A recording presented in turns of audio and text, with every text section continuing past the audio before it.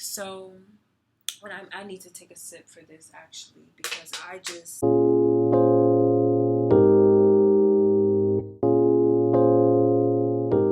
So Outlet says to me in the message, "You can stay in my dad's basement." I don't know if Outlet has communicated this with her dad. I just know that back in December, like I said, back in the winter, there was some tomfoolery, and it was another one of those miscommunications, another one of those verbal tit for tats, those back and forths with my TLG that resulted in her telling me to leave. And that was over some really dumb shit, which I don't even want to launch into that, honestly. But I brought up that experience to Outlet when I had hung out with her at some point between the winter and March, when I'm in the library texting her, which is why when she said to me, "You can stay in my dad's basement," I was like, okay, I think, I assumed she spoke to her dad about that. She said that she was going to talk to her dad and that he'll probably reach out to me and, or to call him. So I tried to call her dad, and that's when I realized that my phone has been turned off. So again, kudos to the people out there, kudos to the parents out there, kudos to the caregivers out there who, in the heat of the moment, I understand you're in your feelings, be in your feelings. There's a way to be hurting and without being harmful. There's a way to hurt without being, again, without sabotaging yourself and sabotaging other people. You have to think, and let me not say what people have to fucking do. But for me, I'm like, you just cannot let your emotions overpower your intelligence. You cannot. For the sake of your girl, you will be okay. And if you're not okay, it's probably because you're dead and on to something better. Okay? Whatever is in front of you, whatever you have going on, I've had to remind myself of this so much. You're going to get through it because it's all a part of the plan. It's all a part of the journey. So you're going to be okay. This emotional state that you're in, it probably feels like ass. It probably tastes like ass. It probably sounds like ass. And it probably looks like an ass. But you're going to get through it. You're going to learn from the experience. You're going to get through it. You have to just have that in your mindset. And you have to remind yourself of that, when you're in those moments where you want to do one thing, but you clearly know that you could do something else.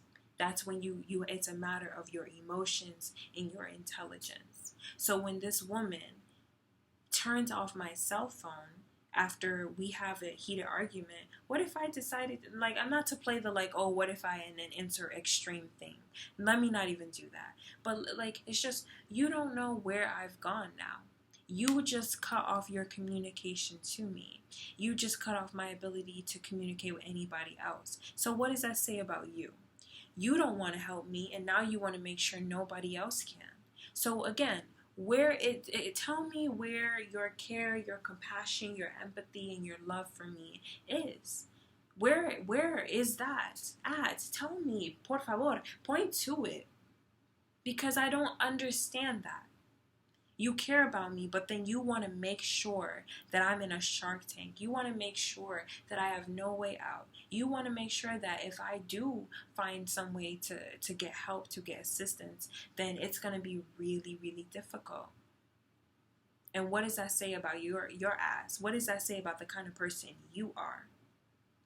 So I'm sitting in the library trying to figure out how to connect to the internet and whatever, because my phone is off. I tell Outlet, my phone is off. Can you talk to your dad? And then have him So he ends up texting me at some point.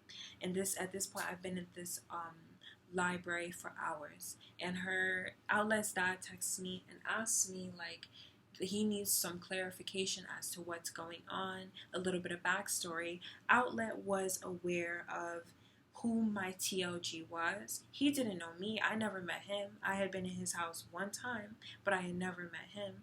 I had just heard of him from Outlet in our conversations about him, and then from my TLG, who had her own not so great opinion of Outlet's dad, and it's because Outlet used to work for my TLG.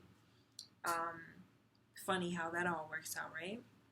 So Outlet's dad tells me like, oh, like I'm aware of this person and have had my own issues with this person, so I just want to find some clarification before I get involved or whatever. He asked me if I've eaten, and he asked me where I was. I told him where I was, and he told me that he was gonna come get me, and we were gonna go get some food, and we were gonna have dinner, and we were gonna talk about it.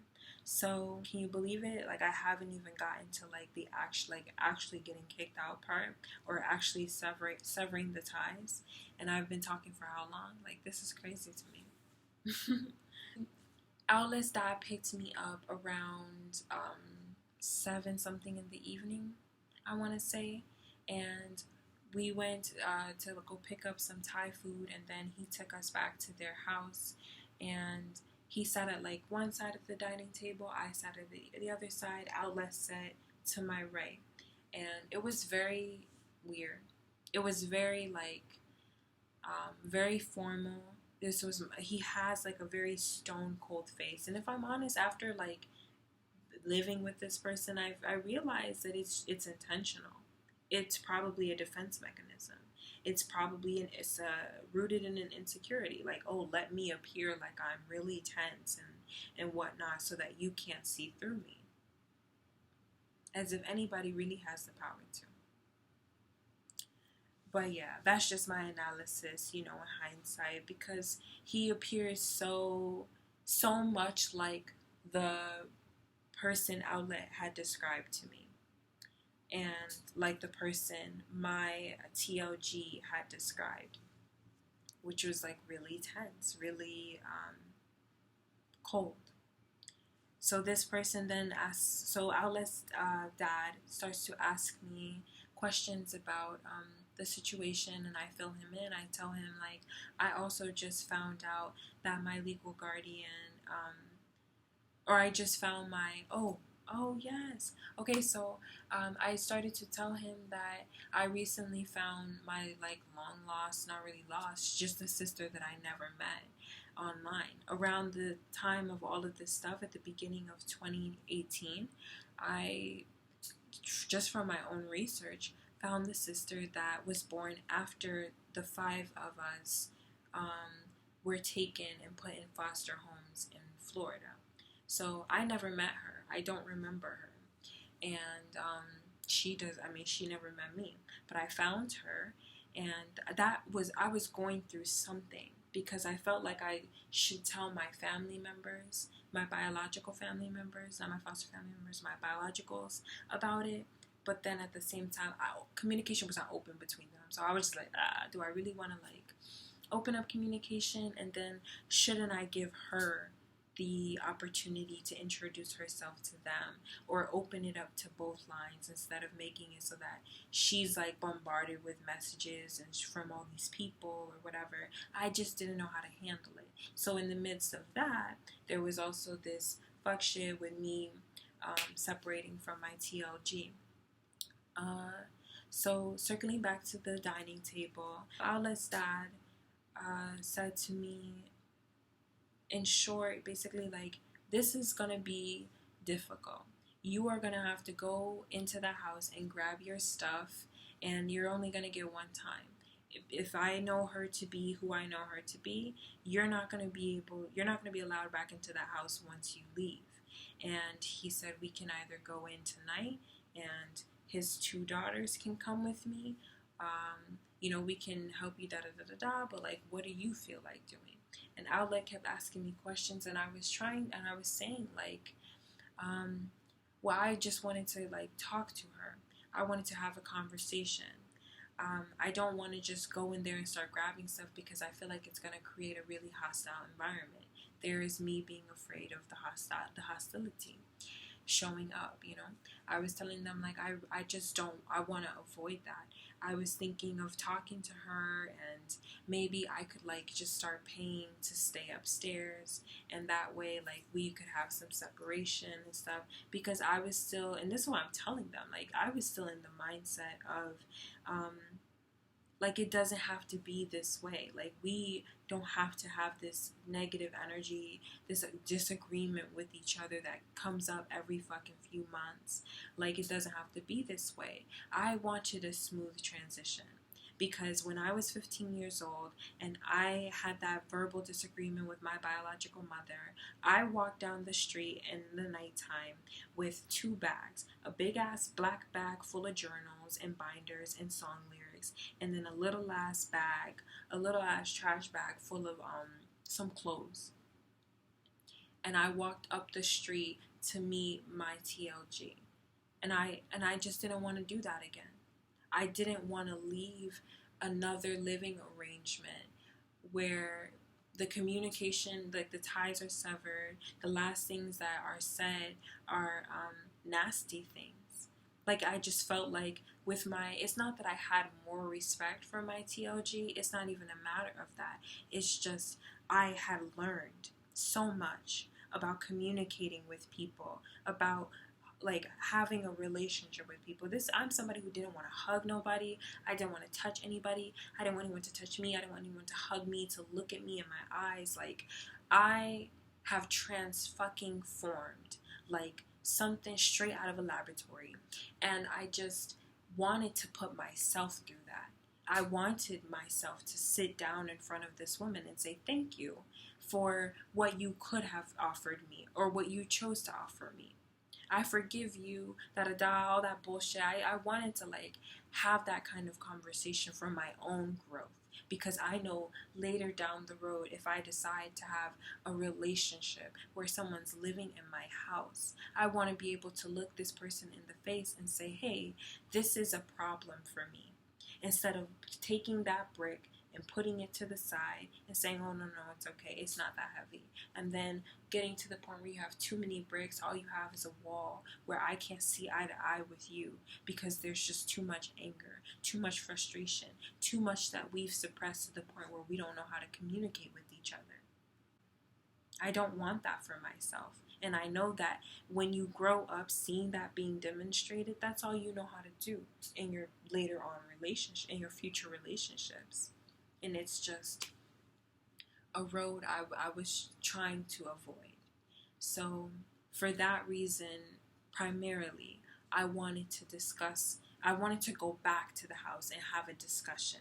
I think what I needed, like, looking back on it, I think what I wanted was to look her in her eye and see if we were really done. That's what I wanted. Like, fuck all this bullshit about this food stamps card. Like, what are you really upset about? Because there was this stuff in December where she let me know that she looked me in my face and told me, I don't respect you. She said, I don't trust you and I don't have respect for you. That's exactly what she said to me in December. And I could put that into context, whatever. But after carrying that with me, I was like, okay, in 2018, my mission is to get out of here. I want to move into my own place. So I wanted to go back into the house and discuss some kind of living arrangement where I would be upstairs in one of the Airbnb rooms and just work, save up, and go. She was planning to move out of the state as well. I thought we could separate peacefully. Anywho, circling back to the incident, Outlet's dad drove me, and Outlet was in the car as well. He drove us over to my TLG's house, and Outlet's dad said that he was going to wait there. And what he ended up doing is backing his car so that he could be able to see straight into the windows. This house had, like, not large windows, but really open windows at a really inconvenient spot, so people could walk past or just sit there and see into the place. So I go in, I start talking to her. We're sitting down in this like little in the little window room area, if you will. And while she's talking to me, I notice that she looks out the window, and I know she saw, or I assume she saw, Outlet's car. She knows the kind of car that he drives. I think she saw him because she looked up and then looked at me, and she was just like, okay, let's go into the other room. In the other room, her boyfriend was sat there. Now, this is where it gets like even more difficult for me to remain composed. Because, like I said, this is like the first time I've broken down all of this in one sitting. So, some of this is coming back to me even right now, if I'm honest. We go into the front room where Outlet's dad cannot see us. And I start to re explain or I don't even know if like she began and then I began or whatever. I just remember her boyfriend was sitting there on the computer, but obviously paying attention and listening. And my TLG begins to express her frustration with me. She expresses that she feels like I'm resistant to everything that she says. Anything that she suggests, I don't want to do it. She feels like I don't like her. She feels like I should be contributing as long as I'm in the house. She's like, let's get something straight. There's no love here. She looked me in my face and said that to me. Let's get something straight. There is no love here. There is nothing here. She said, if you're going to be in this house, and she just started to talk about what she expects of me. And that was pretty much that I should be cleaning on a daily basis since I'm not working. And I told her that when I came back from school, this is a little bit of context. When I came back from school, I told her that I wanted to take a gap year, and that I wanted to spend the remainder of the fall semester or just the year or whatever working towards my book. And that is something that I believed in. That was my passion project. I didn't tell her that I was going to stop doing her Airbnb work. I continued to clean those toilets. I continued to do the laundry, to make the beds. I continued to clean the upstairs apartment. When it came to the events, I went to the events. I worked them just as she did, just as my friend did. So she tried to make me out to be this lazy ass person when I know what I'm not is lazy. So she's like telling me about how I don't want to contribute and she doesn't understand like what do I have against working and stuff. And it's like, I'm still working for your company.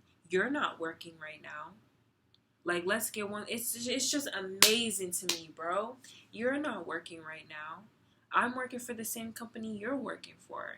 You're doing this Airbnb. I'm doing the Airbnb too. I'm doing the cleaning. You're doing the smiling and the waving and the hosting. So for some reason, it's in you to see how what you do is enough, but you have no ability to see how what I do could be enough as well. For some reason, it doesn't satisfy you. Her boyfriend was not doing what I was doing, but because he was doing the heavy lifting that you didn't want to do, all of a sudden he gets a pass. And I was just very aware of the switch up, if I'm honest. I was very aware of what I saw, what seemed to be someone who is very eager to please when it comes to the relationships in the beginning. Because the same way she was making him food and going the extra mile and softening her voice is the same way she did for me. So I'm seeing her treat him and accommodate him in this way, and then turn to me like, oh, Star, what are you doing? Is your boyfriend cleaning the upstairs apartment? Oh, okay. But that was just the type of stuff that didn't seem to faze her. She didn't seem to notice that she had these standards and these expectations of me. I'm supposed to go out and get a job and continue to work for your company whenever you have an event, and I'm supposed to continue cleaning up the house we stay in, and then the house these people shit in. Are you serious right now? And I was the bad guy.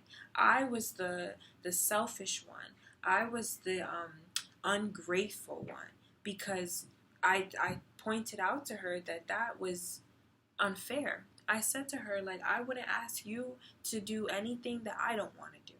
She told me straight up, I think that you should be cleaning every single day. You should be vacuuming and you should be dusting every day. She said, you have nothing better to do. She said that to me in December. You have nothing better to do.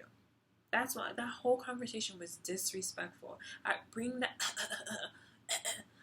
that up now as it relates to the conversation in March, because she kept that same spiel, that same energy about how she literally said, I can't count on you to do anything. So I said, really? Really? You can't count on me to do anything?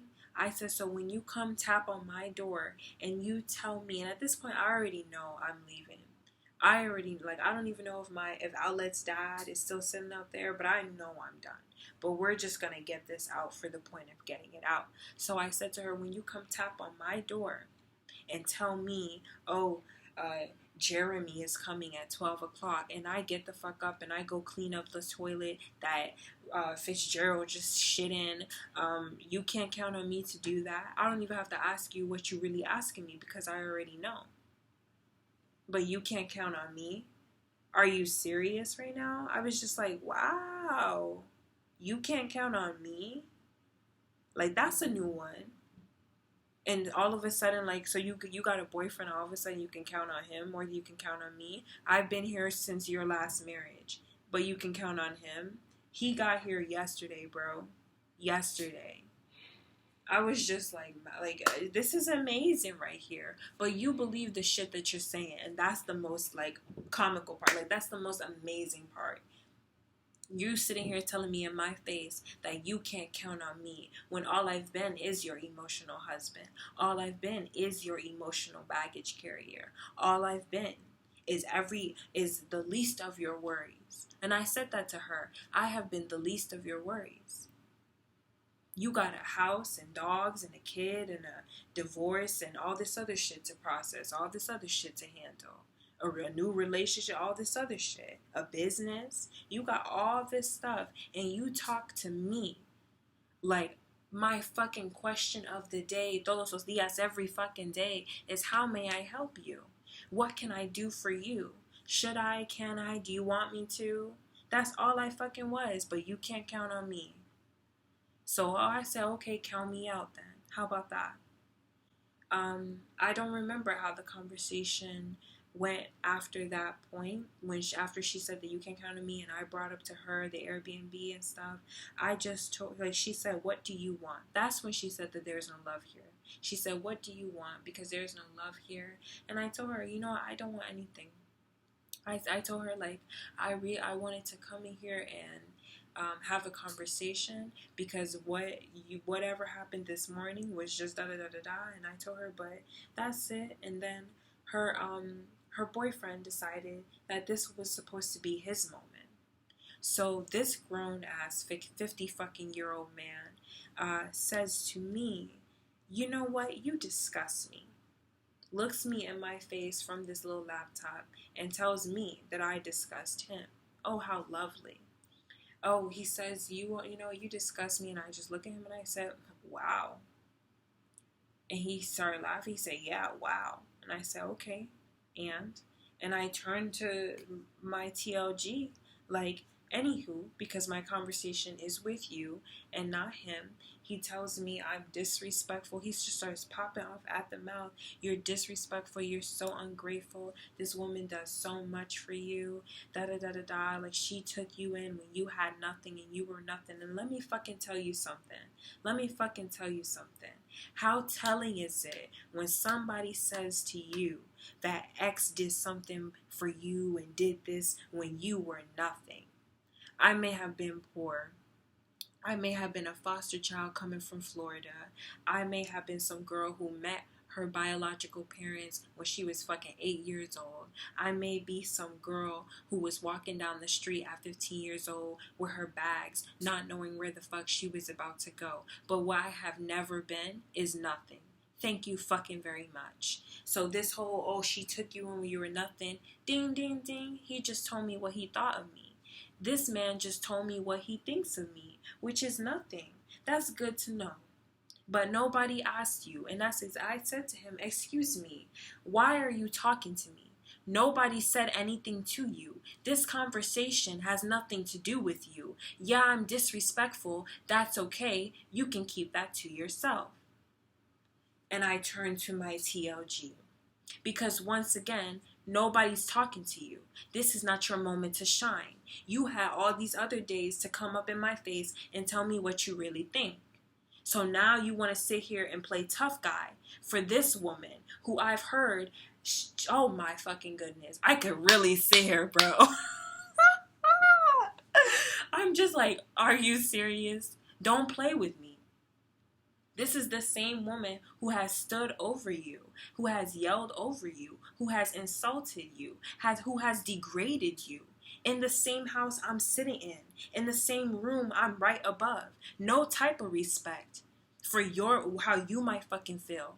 No type of respect. And you tell me that I'm disrespectful. You tell me, it's like, you could learn a page. You could take a page from my book, sir, about standing up for yourself. This woman wants to call you all types of this and that. You don't have to take that. And this person may have felt comfortable sitting in the room and never saying anything, but that's not what I'm doing right now. And you can sit your ass right there and not say nothing because who was talking to you? This is not your moment. I can't stand people who want to sit there and be quiet. You don't got nothing to say when somebody's in your face talking down on you. But the moment you see something else happening, you want to get all big and bad. Next. You want to get all big and bad. Take care of yourself. Take care of your own relationship. Stand up for yourself before you sit here and try to play, oh, let me stand up for my girl. How about you handle your business with your girl and stay out of my business with her? I felt like that was so disrespectful. And I'm just like, you don't really know me, sir. I'm just looking at him like, we're not cool like that. I will respect you because of the fact that you are in her house. That's it. I don't know you, quite frankly. I don't want to. This is like, I at this point, I wanted very little to do with this woman, very little to do with this business, very little to do with anything connected to her. So when this person is sitting in this couch, met me, maybe a year ago, and it's like, it's not like we're sitting around having tea and crumpets and singing kumbaya, nothing like that. Like, we're not doing that. We didn't have that kind of relationship. So who are you again? Who are you to tell me I'm disrespectful? She took me from, I was nothing, da da da. Have you ever come up to me and asked me what I've been through?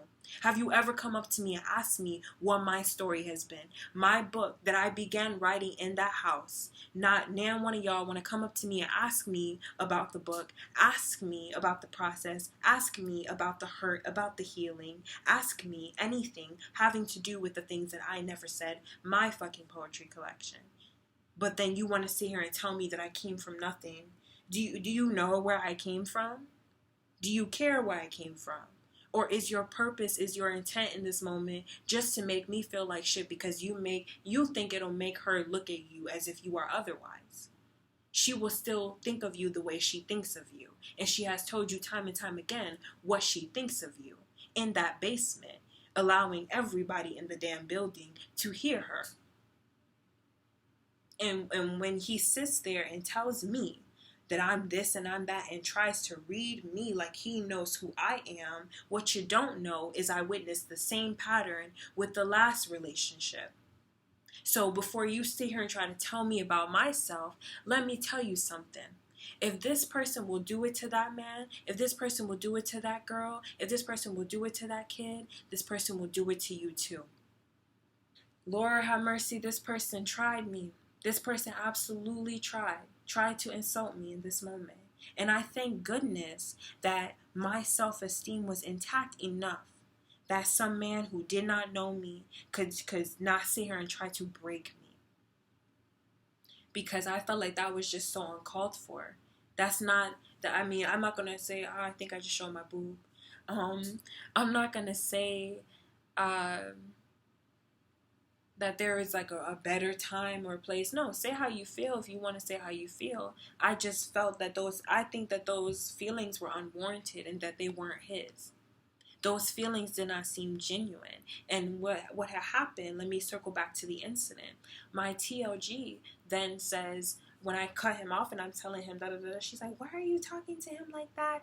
He's simply voicing everything that I feel. Glad you fucking feel that way. Can you speak up for yourself? She tells me some type of shit. At this point, I don't care. At this point, I'm like so rigid. I'm livid. I'm just like, I'm ready to go. I'm ready to go. I say, you know what? We're done with this conversation. I am leaving. I will have myself out of here by tomorrow. And I just got up. And then she was like, that's how you're going to end this conversation. And I just walked into the room. And then she followed me. And it's amazing that this is still a video, bro. Like, why am I still going, right? But she followed me into the room. And basically she's saying how her boyfriend can vouch for what she is, I don't want to say accusing me of, but telling me she is experiencing with me. I remember launching onto the whole like comment about her boyfriend, how he can vouch for her, and I straight up told her I would never insert my friends' names. I said I would never let my friends come up in this house and start telling you about yourself on my behalf. My friends can definitely go in her face and tell her what I feel, tell her what I've expressed. It wouldn't be some like name calling type shit. It would be some real deep, like she's really da da da da da. But my friends are not the type I don't befriend people like that. I think that's trashy as fuck, if I'm honest. My friends are not about to come up I'm having a conversation with you. My friends are decent enough people where if they want to have a conversation with you because they have an issue with you, they will have it. But what they will not have is an issue with you on my behalf. They are not my mouthpieces. They are not fighting my fights for me. The fuck? So why is your boyfriend over here trying to square up with me? Like I really did something to your boyfriend. And like in any way, shape, or form, it's appropriate for him to try to square up with me. Like, did I do something to him? No. Have I ever had an issue with him? No. Has he ever brought an issue up to me? No. So what the fuck is his problem? And for her to justify that shit, I told her, yeah, that's another reason why I gotta go. Because I would never let anybody come up in your face and disrespect you like that. I said, he doesn't know me. He absolutely doesn't know me. And I don't know, maybe the root of some of this is that once her boyfriend came along, I felt like I lost her or something. Because, I mean, when her ex-husband left, the day afterwards, I came home from school, and there was a dog in the room, in the kitchen, and her boyfriend was right there. And I'm like, okay, well, if there's a dog here, I'm sure that they just moved in. And I don't know. I think that I didn't have time to like get accustomed to a new kind of energy in the space because now there was a new person to be mindful of. And I just never like attached to him. I was never, and at that point I had grown very distant from my TLG.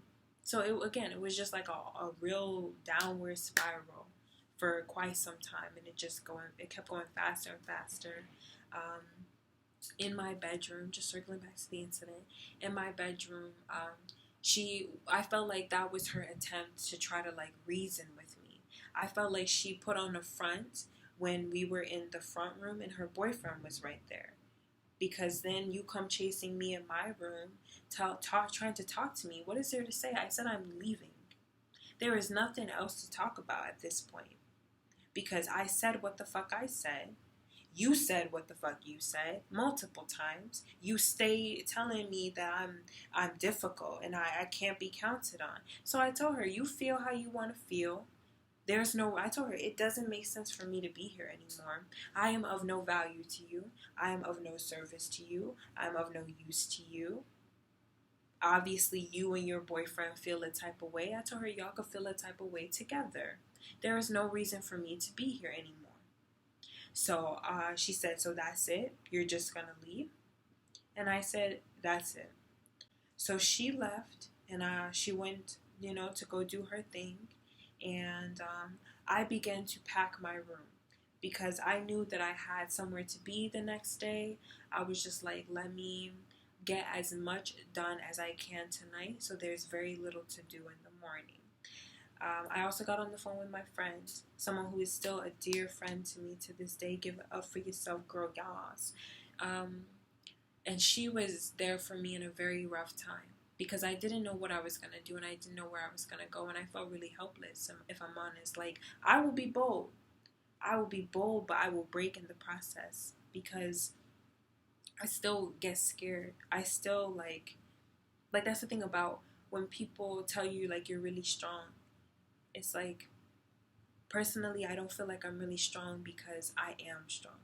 I feel like I'm really strong because I feel like I've just been put through a lot of stuff. Not in a victim way. I mean, and I have been a victim of things, yes. What I'm trying to say, I guess, is that I've just been dealt these cards, and sitting by and seeing where it goes is not something I gave myself the option to do. My thought process is just get through my life the best way that I can with the tools that I gather along the way. And maybe in that process I've become strong to some people, to myself at times. But man, oh man, when I was sitting in that room talking to my friend, it was dark. Like, literally, but mentally I was just feeling really down. And I know that my TLG was probably sitting in the room feeling down as well. And what's interesting, or what, no, not interesting, because me and my friends, when we say it's interesting, that's code for something else. But what I would like to get to one day with the relationships or with my ideal relationship, is to be able to have those moments we don't want people to see with that person. Whether it's my boyfriend, whether it's my dear friends, like, I feel like my soul was crying in that moment, in yearning for what could have been when it came to the relationship with my TLG. And I think maybe at some point her soul was crying too. And to be able to sit in the room with each other and have our souls cry together, to say, like, I don't want, like, when you are ending something with somebody and you it's like bittersweet because you don't really want it to end, but you guys have outgrown each other. Like, it's so beautiful when y'all can sit there and just ugly cry together. Like, I remember this girl who used to bully me, bro. Bully me. Like, do me dirty. I remember in the auditorium in like 6th grade, we had a conversation. Like, our friends made us sit together, and we just, like, said some stuff to each other. We talked to each other, not like on some super spiritual type shit, because I mean, we were like 11. But I told her, like, I felt like you were mean to me, and you told everybody to call me ugly, da da da da da. And she was just like, oh, it's only because, like, we just talked that kind of stuff out, and then we just started to cry. And it was the ugliest cry ever. It was so ugly. And then we sniffled the whole way back to class. And she's not even like a homie of mine at all to this day. Like, I switched schools and never rekindled anything with her because, like I said, she used to bully me. She was never my friend, like, really my friend. But we had our ups and downs, and it was nice to be able to, like, reconvene and boo-hoo with each other and just let that out. I want to get to that point where I can communicate on that level with people, where when they're hurting me, I can sit there in my tears, in my misery, in my vulnerability, and say, you are hurting me. However it comes out, I tend to run from those kinds of conversations. So I sat in the room and I cried with my friend, or cried on the phone, as I expressed fear and anxiety about what was coming next. And later on, my TLG came back upstairs, knocked on the door. So I walked out and followed her into the kitchen. And she asked me if I was really leaving, like once again. And I told her, yeah. I said, it doesn't make sense for me to be here. And she said, like, where are you going to go? And I told her, I'll figure it out. And it was like a bitter, and that was the conversation. And she's like, as I was walking away, she said, and I bet I won't even get so much as a thank you in the end of all of this. And that was like the icing on the cake for me that day, that night. Because it's like, once again, you keep showing me that you lack self-awareness, and I am too aware of myself to know I don't want to tolerate this. I don't have to tolerate this. To say to me, I bet I won't even get a thank you. That's what you're fucking thinking about right now? A thank you? No, I think I've given you enough thank yous. I think every step of the way, I have stated my appreciation. If you don't believe it, that's up to you. If you don't buy it, oh well.